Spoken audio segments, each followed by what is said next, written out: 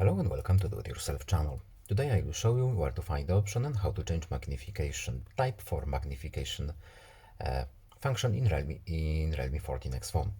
So first we need to go to settings. Then in settings we're looking for accessibility and convenience menu, then accessibility on the top, then in the vision tab at the top we have magnification.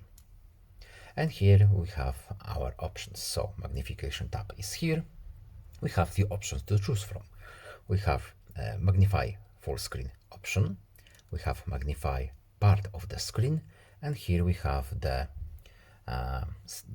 switch between full and partial option. So we can choose which option we prefer.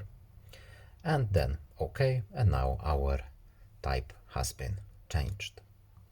And that's all. I hope this video was helpful to you. Please leave a like and subscribe. Have a nice day and see you.